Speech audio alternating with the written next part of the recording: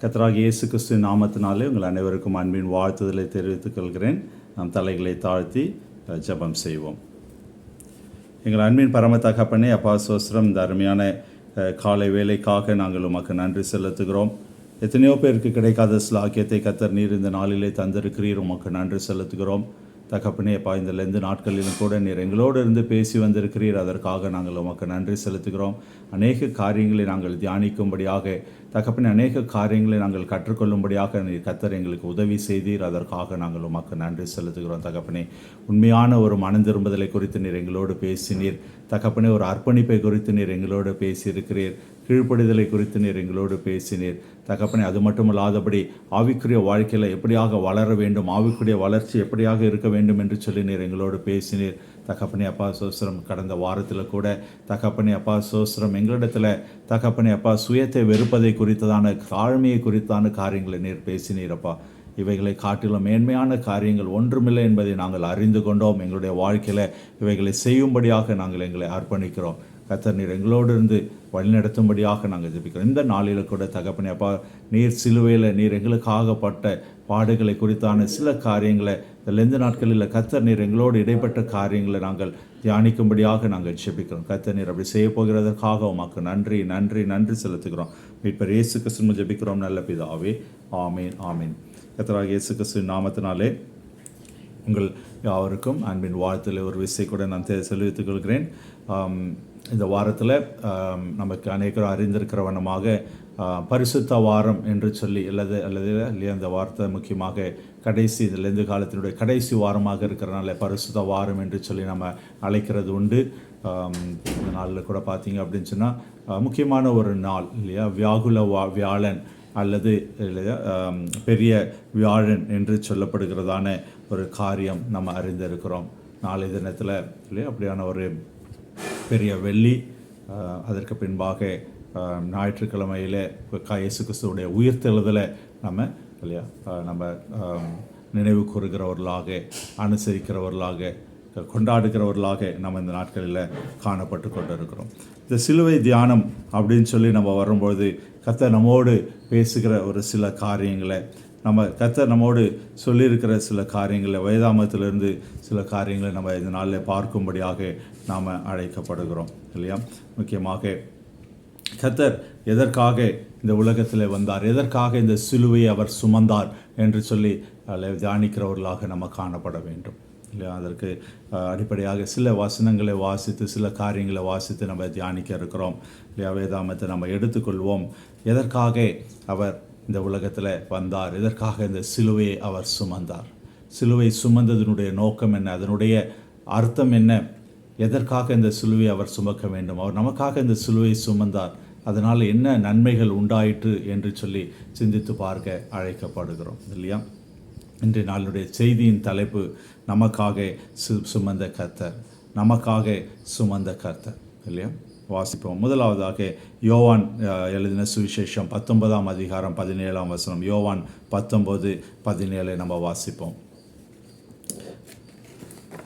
நாளில் கர்த்தர் நம்முடைய சிலுவையை சுமந்ததனுடைய நோக்கத்தை அறிந்து கொள்ள அழைக்கப்பட்டார். நம்முடைய சிலுவையை சுமந்து கொண்டு எபிரேய பாஷையிலே கொல்கோதா என்று சொல்லப்படும் கவலாஸ்தலம் என்கிற இடத்திற்கு புறப்பட்டு போனார். அவர் சிலுவையை சுமந்து கொண்டு அவர் சென்ற இடம் எங்கே பார்த்தீங்க அப்படின்னு சொன்னால் இல்லையா, கொல்கத்தா என்று சொல்லப்படுகிற அந்த கபால ஸ்தலத்திற்கு அவர் அந்த இடத்துல போனார். அவர் சிலுவையை சுமந்தார் இல்லையா. வேறு யாரும் இல்லையா நம்முடைய பாடுகளை ஏற்றுக்கொள்ளவில்லை. அவர் நம்முடைய பாடுகளை ஏற்றுக்கொண்டவராக, சிலுவையை சுமந்தவராக இல்லையா, அவரே நம்ம மேலே விழுந்த எல்லா பாவ சாப காரியங்களை ஏற்றுக்கொண்டவராக அவர் காணப்பட்டார் என்று சொல்லி பார்க்குறோம். அதற்காக அவர் இந்த உலகத்தில் அனுப்பப்பட்டார் இல்லையா. பிதாவானவர் நம்ம மேலே வைத்திருக்கிற அன்பை விளங்க பண்ணும்படியாக இயேசு கிறிஸ்துவை இந்த உலகத்திற்கு அனுப்பினார். அதனாலே அவர் இந்த உலகத்தில் வந்து இல்லையா சிலுவையை சுமந்தவராக அவர் இந்த உலகத்தில் கல்வாரி சிலுவை, அந்த கொல்கத்தா என்று சொல்லப்படுகிற கபாலஸ்தலத்தை நோக்கி அவர் செல்லப்பட்டார், சிலுவையை எடுத்து சென்றார் என்று சொல்லி நம்ம பார்க்கிறோம். 1 பேதுரு 2ஆம் அதிகாரம் 24ஆம் வசனத்தை வாசிப்போம். 1 பேதுரு 2ஆம் அதிகாரம் 24ஆம் வசனம். நாம் பாவங்களுக்கு செத்து நீதிக்கு பிழைத்திருக்கும்படி அவர் தாமே தமது சரீரத்தில் தம்முடைய பாவங்களை சிலுவையின் மேல் சுமந்தார். அவருடைய தழும்புகளால் குணமானீர்கள். ஆமென். அவர் சிலுவை சுமந்ததனுடைய முக்கியமான ஒரு நோக்கமே நாம் இதை அறிந்து கொள்ள வேண்டும். இந்த வசனத்தை நம்ம பார்த்தோம் என்று சொன்னால், அவர் எதற்காக ஏதோ அவருடைய பாடுக்காக, அவர் செய்த குற்றத்திற்காக இல்லையா அவர் சிலுவை சுமக்கலை. அந்த காலத்தில் சிலுவை என்பது ஒரு இல்லையா ஒரு அவமானத்துக்குரிய ஒரு சின்னமாக, ஒரு தவறு இழைத்தவங்க, ஒரு பாடு அனுபவிக்கிற வேண்டியவங்க, ஒரு குற்ற செயல் செய்தவங்க அனுபவிக்க வேண்டியதற்காக அந்த சிலுவை மரம் அது காணப்பட்டது இல்லையா. ஒரு சிலுவையில் யாரையாவது ஒருத்தர் அடிக்கிறாங்க, கொல்றாங்க அப்படின்னு சொன்னால் அது ஒரு சாபக்கேடான ஒரு காரியமாக இருந்தது. ஆனால் இயேசு கிறிஸ்து எதற்காக இந்த சிலுவையில் அறையப்பட்டார் என்று சொல்லி நீங்கள் பார்த்தீங்க அப்படின்னா, நாம் பாவங்களுக்கு செத்து நீதிக்கு பிழைத்திருக்கும்படி அவர் தாமே நம்முடைய சரீரத்தில் நம்முடைய பாவங்களை சிலுவையின் மேல் சுமந்தார். அவர் சிலுவையை சுமந்ததற்கு ஒரு நோக்கம் உண்டு. அவர் நமக்காக சிலுவை சுமந்தார் என்று சொல்லி பார்த்தோம். அதனுடைய நோக்கம் என்ன? நம்முடைய பாவங்கள், மீறுதல்கள், அக்கிரமங்கள், சாபங்கள் எல்லாவற்றையும் அவர் எடுத்து போடும்படியாக, முறியடிக்கும்படியாக அவர் இந்த சிலுவையை சுமந்தார் என்று சொல்லி பார்க்குறோம். இந்த நாட்களில் லெந்து நாட்களில் நம்ம வந்திருக்கிறோம், கடைசி வாரத்தில் வந்திருக்கிறோம் இல்லையா. ஒவ்வொரு வருடமும் இது கடந்து போகிற நிகழ்வாக இல்லை. இந்த வருடத்தில் கர்த்தர் நம்மோடு திட்டமும் தெளிவுமாக பேசியிருக்கிறார். நம்முடைய வாழ்க்கையில், தனிப்பட்ட வாழ்க்கையில் இந்த லெந்து நாட்கள் ஒரு மாற்றத்தை உண்டாக்க வேண்டும். அந்த மாற்றம் ஒரு முன்னேற்றத்திற்குரிய ஒரு அறிகுறியை நம்முடைய வாழ்க்கையில் கொடுக்க வேண்டும். அந்த மாற்றமும் முன்னேற்றமும் இல்லை என்று சொன்னால் இந்த லெந்து நாட்களை நம்ம கடைபிடிக்கிறதுல இல்லையா, அப்படியான சிலுவை தியானத்தை குறித்தான காரியங்களை நம்ம சிந்திப்பதில் ஒரு பிரயோஜனம் இல்லாதபடி அது காற்றிலே செல்கிறதான ஒரு காரியமாக காணப்படும். இந்த நாளில் முக்கியமாக அறிந்து கொள்ள வேண்டிய ஒரு காரியம், இயேசு கிறிஸ்து எதற்காக சிலுவையை சுமந்தார் இல்லையா. அவர் என்னுடைய பாடுகளை, என்னுடைய அக்கிரமங்களை, என்னுடைய மீறுதல்களை அவர் எடுத்து போடும்படியாக அவர் இந்த சிலுவை சுமந்தார் இல்லையா.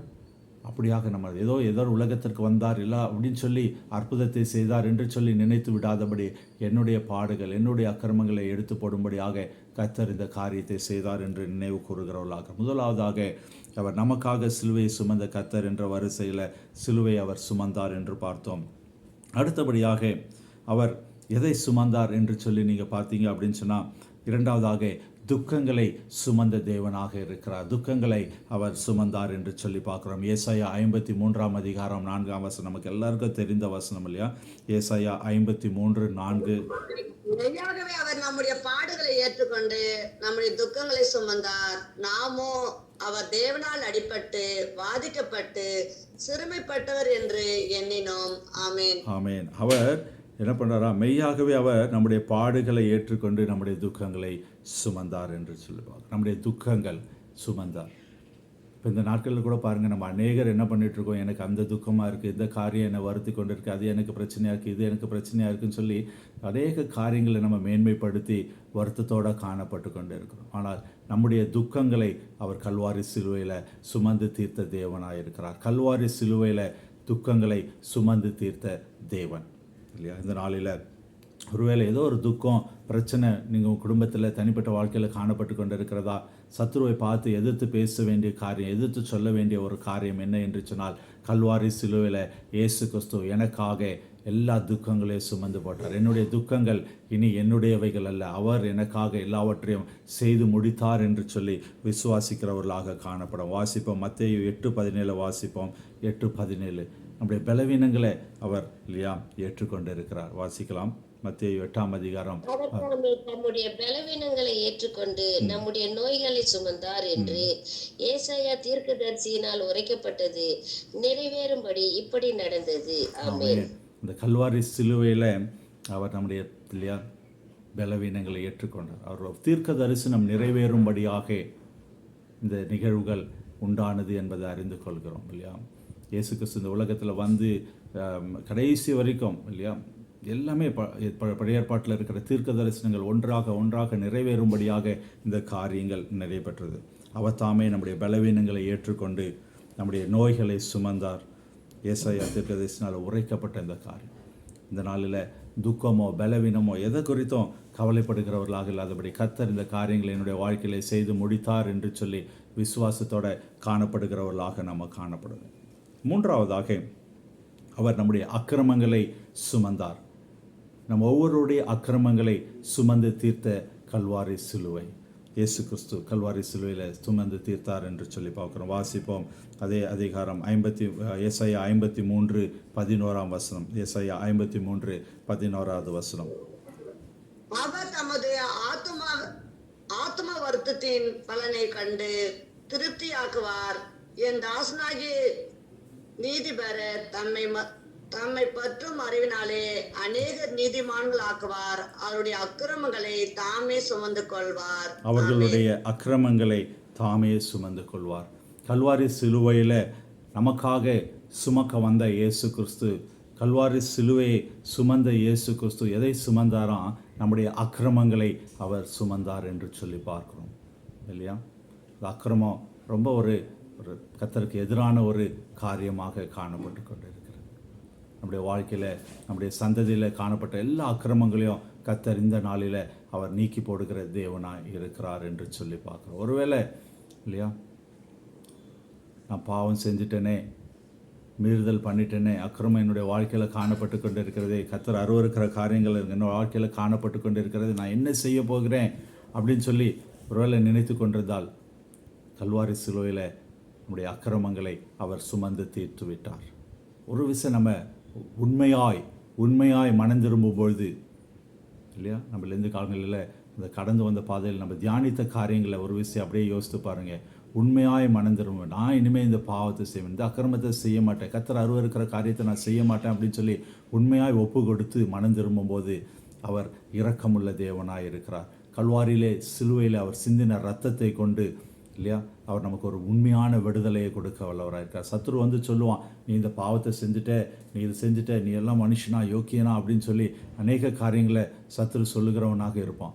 ஆனால் நம்ம அதை குறித்து கவலைப்படாதபடி, கர்த்தர் எனக்காக அக்கிரமங்களை சுமந்து தீர்த்து விட்டார், நான் முழு விடுதலை பெற்றுக்கொண்டேன், அவருடைய இரத்தத்தாலே நான் கழுவப்பட்டிருக்கிறேன் என்ற அந்த விசுவாசம் நமக்குள்ளே காணப்பட வேண்டும் இல்லையா? 3 காரியங்களை பார்த்தோம். அவர் சிலுவையை சுமந்தார் இல்லையா?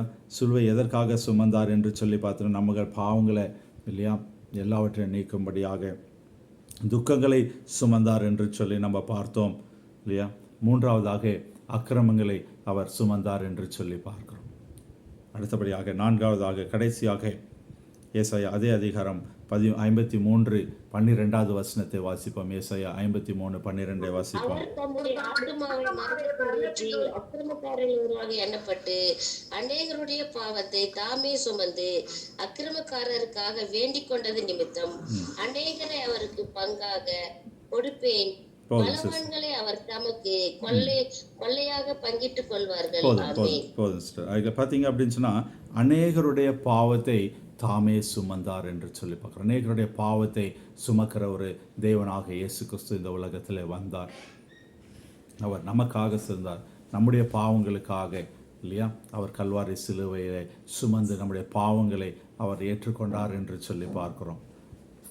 அந்த காலத்தில் நம்ம பார்க்கும் பொழுது பாவத்தை நீக்கும்படியாக அநேக பலிகளை செலுத்தினார்கள் என்று சொல்லி, பாவம் நீக்கப்பட வேண்டும் என்று சொன்னால் ரத்தம் சிந்தப்பட வேண்டும் என்று சொல்லி மிருகங்களுடைய ரத்தத்தை சிந்தி இல்லையா பாவ மன்னிப்புக்காக அநேக காரியங்களை செய்து கொண்டிருந்தாங்க. அது நியாயப்பிரமாண காலமாக இருந்தது. ஆனால் மனிதர்களுக்குள்ளே என்ன வந்தது? பாவம் பெருகி கொண்டே இருக்கிறது. நான் பாவம் செஞ்சுட்டா நான் போய் இந்த கர்த்தருடைய சன்னிதானத்தில் இந்த பலியை கொடுத்துட்டேன்னா என் பாவம் நிவர்த்தி ஆகிடும் அப்படின்னு சொல்லி பாவம் பெருகி கொண்டே இருக்கிற ஒரு காலம். மனிதர்களுக்குள்ள உண்மையான ஒரு மனமாற்றத்தை காணவில்லை.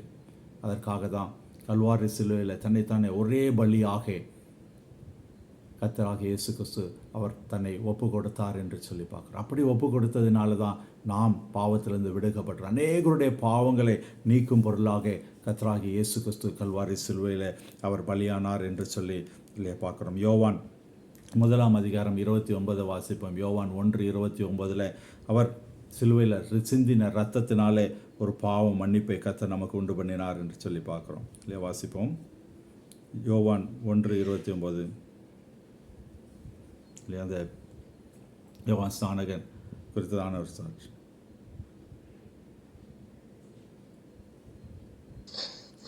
மறுநாளிலே யோவான் இயேசுவை தன்னிடத்தில் வர கண்டு, இதோ உலகத்தின் பாவத்தை சுமந்து தீர்க்கிற தேவாட்டுக்குட்டி இல்லையா?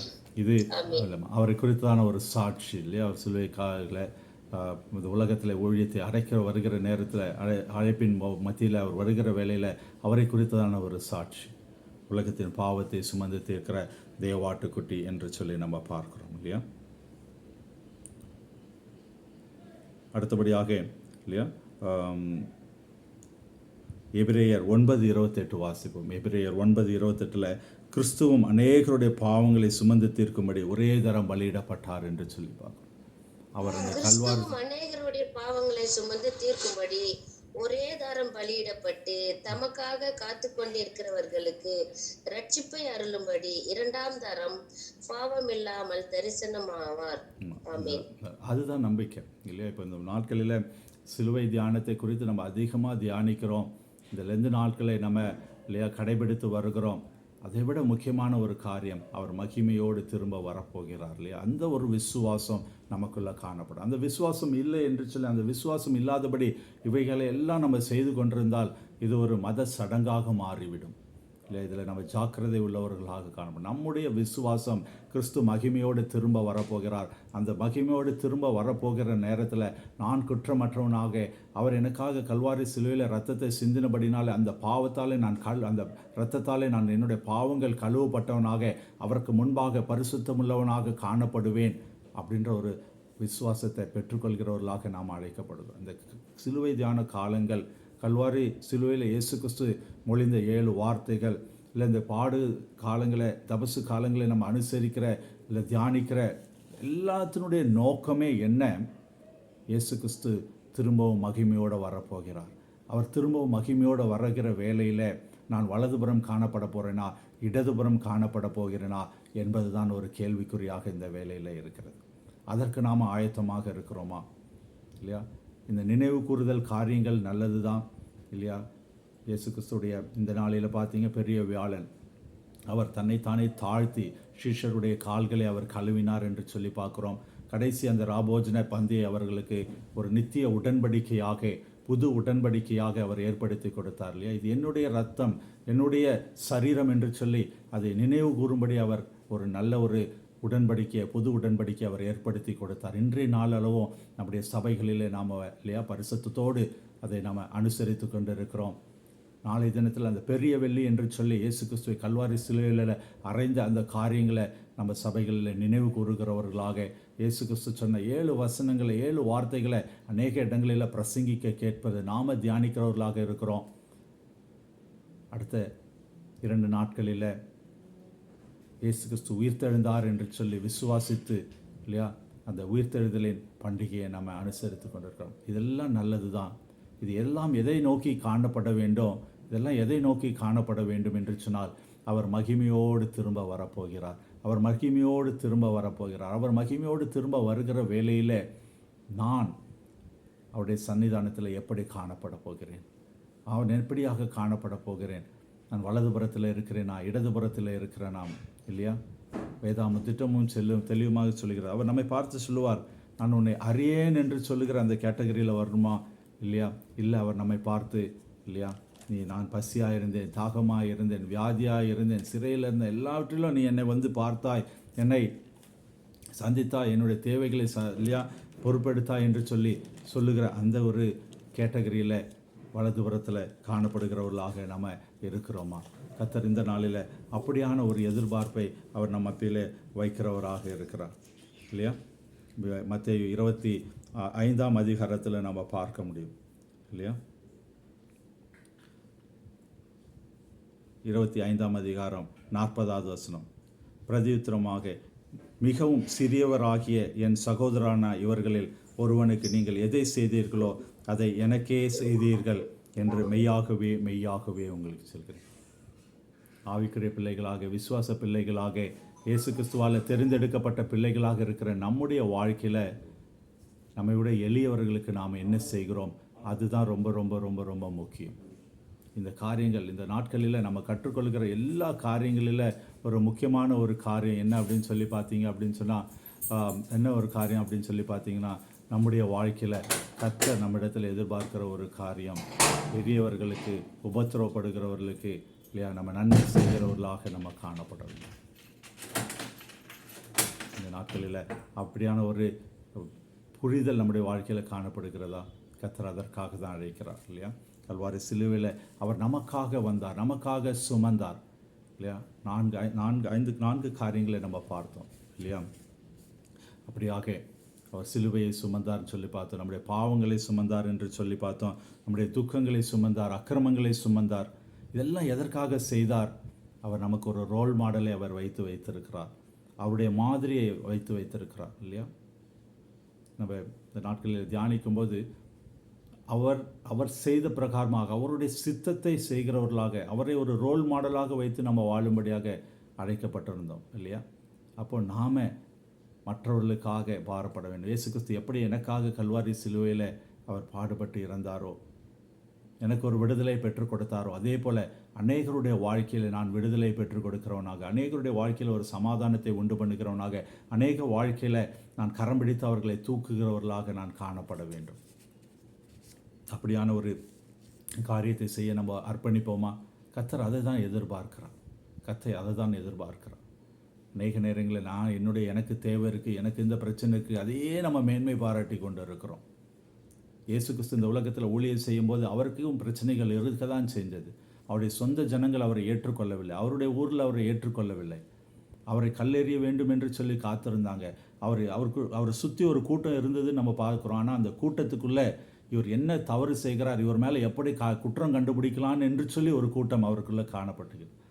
இப்போ இருக்கிற காலகட்டத்தில் எப்படி சிசிடிவியை வச்சு நம்மளையே பார்த்துக்கொண்டே இருக்கிறாங்களோ, அப்படியாக அவரை சுற்றிலும் ஒரு கூட்டம் இவர் மேலே என்ன தவறு கண்டுபிடிக்கலாம் என்று சொல்லி இப்படியான நெருக்கங்கள் மத்தியில், இப்படியான பாடுகள் உபத்திரங்கள் மத்தியில் அவர் தன்னுடைய கடமையை நிறைவேற்றி முடித்தார். அப்போ நம்முடைய வாழ்க்கையில் நெருக்கங்கள், போராட்டங்கள், உபத்திரங்கள் காணப்பட தான் செய்யும். ஆனால் அவைகளை நாம் என்ன பண்ணக்கூடாது? பெரிதுபடுத்தி கொண்டு அதனால் என்னால் முடியாது பிரதர், என்னால் செய்ய முடியாது பாஸ்டர், என்னால் இந்த காரியத்தை செய்ய முடியாது, எனக்கே இந்த பிரச்சனை இருக்குது, நான் எப்படி செய்ய போகிறேன் என்று சொல்லி இந்த காரியங்களை, சூழ்நிலைகளை பெருமை பாராட்டாதபடி, எனக்காக கல்வாரி சிலுவையை சுமந்த கர்த்தர், என்னுடைய பாவங்களை சுமந்த கர்த்தர், என்னுடைய அக்கிரமங்களை சுமந்த கர்த்தர், என்னுடைய மீறுதல்களை சுமந்த கர்த்தர், எனக்காக பாடுபட்ட கர்த்தர் இருக்கிறார். அவர் எனக்கு ஒரு ரோல் மாடலை வைத்திருக்கிறார். அந்த உலகத்தில் உபத்திரம் உண்டு, ஆனாலும் திடன்களுங்கள், நான் உலகத்தை ஜெயித்தேன் என்று சொல்லி ஒரு மாதிரியை வைத்த கர்த்தர், உலகத்தின் முடிவு பரிந்தும் சதா காலங்களில் நான் உங்களோடு இருக்கிறேன் என்று சொல்லி வார்த்தையை கொடுத்த கர்த்தர், நம்மோடு இருந்து நமக்கோடு பெரிய காரியங்களை செய்ய அவர் வல்லமை உள்ள தேவனாக இருக்கிறார். ஏதோ ஒரு காரியத்தை சொல்லிட்டு அப்படியே போகிற ஒரு கர்த்தர் அல்ல, அவர் சதா காலங்களிலும் அவர் நம்மோடு இருந்து நம்மை வழி நடத்துகிற ஒரு தேவனாக இருக்கிறார் என்று சொல்லுவார். இந்த நாளில், இந்த அதிகாலை வேளையில் கூடி ஜெபிக்கிற நம்ம ஒவ்வொருடைய வாழ்க்கையிலும் அவர் ஒரு திட்டத்தை வைத்திருக்கிறார். நம்ம விசுவாசத்தோடு ஜெபிப்போமா? ஏதோ லெந்து நாட்களில் வருடம் கடத்துகிறவர்களாக இல்லாதபடி இந்த வருடத்தில் ஒரு விசேஷித்த சத்தியத்தை நம்ம கேட்டுக்கொண்டு இருக்கிறோம். கர்த்தர் ஒவ்வொரு இடத்திலும் ஒரு விசேஷ விதமாக அவர் பேசி கொண்டு இருக்கிறார். நம்ம அர்ப்பணித்து நம்ம ஜெபிப்போமா? இந்த நாளில் எனக்காக அவர் சுமந்தார், என்னுடைய பாவங்களை சுமந்தார், அக்கிரமத்தை சுமந்தார், என்னுடைய மீறுதல்களை சுமந்தார், என்னுடைய வியாதிகளை சுமந்தார், எனக்கு ஒரு விடுதலையை கொடுத்திருக்கிறார். நான் அவருடைய இரத்த கோட்டைக்குள்ளே இருக்கிறேன். எங்கள் அன்பின் பரம தகப்பனே, அப்பா, இந்த அருமையான காலை வேளைக்காக உமக்கு நன்றி. இந்த லெந்து நாட்களில் கூட இந்த கடைசி வாரத்தில் அப்பா விசேஷமாக தகப்பனே, அப்பா, இந்த நாளில் வியாகுல வாழன் என்று சொல்லிக்கிற நாளில் ஒரு புதிய உடன்படிக்கையை ஏற்படுத்தி இருக்கிற கர்த்தர், இந்த நாளில் தகப்பனே எங்களுக்காக நீர் அப்பா அநேக காரியங்களை சுமந்தீர் என்று சொல்லி நாங்கள் தியானிக்க கர்த்தர் நீர் எங்களுக்கு உதவி செய்தீர். அதற்காக உமக்கு நன்றி. இந்த வார்த்தையை கேட்கிற ஒவ்வொருடைய வாழ்க்கையிலும் நீர் ஒரு அற்புதத்தையும் அதிசயத்தையும் செய்யும்படியாக நாங்கள் ஜெபிக்கிறோம். தொடர்ந்து உம்முடைய கிருபை, தயவு தகப்பனே அப்பா உம்முடைய பிள்ளைகளோடு இருந்து வழிநடத்தும்படியாக ஜெபிக்கிறோம். செய்கிற ஒவ்வொரு காரியத்திலும் உம்முடைய பிரசன்னம், வழிகாட்டுதல் கூட இருக்கட்டும் தகப்பனே. நீர் திரும்ப வருகிற போது மகிமையில் நாங்கள் உம்மை தரிசிக்கவும், உம்மை நீர் எதிர்பார்க்கிற வலதுபுறத்தில் இருக்கிற கூட்டமாக நாங்கள் காணப்படவும் கர்த்தர் நீர் எங்களுக்கு உதவி செய்யும்படியாக நாங்கள் ஜெபிக்கிறோம். வேறு எதை குறித்து மேன்மை பாராட்டுவது, நாங்கள் சிலுவை குறித்தே மேன்மை பாராட்டுகிறவர்களாக, உம்மை குறித்தே நாங்கள் மேன்மை பாராட்டுகிறவர்களாக எங்களை அர்ப்பணிக்கிறோம்.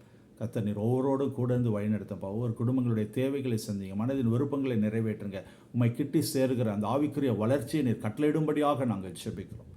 கர்த்தர் நீர் அப்படி செய்கிறதற்காக உமக்கு நன்றி நன்றி நன்றி செலுத்துகிறோம். எங்களை தாழ்த்தி ஒப்பு கொடுக்குறோம். கர்த்தர் பெரிய காரியங்களை செய்யுங்க. இயேசு கிறிஸ்துவின் ஜெபிக்கிறோம் நல்ல பிதாவே, ஆமேன் ஆமேன். கர்த்தர் உங்கள் ஒவ்வொருவரையும் ஆசீர்வதிப்பாராக, தொடர்ந்து வழி நடத்துவார், பெரிய காரியங்களை செய்வார். ஆமேன் ஆமேன்.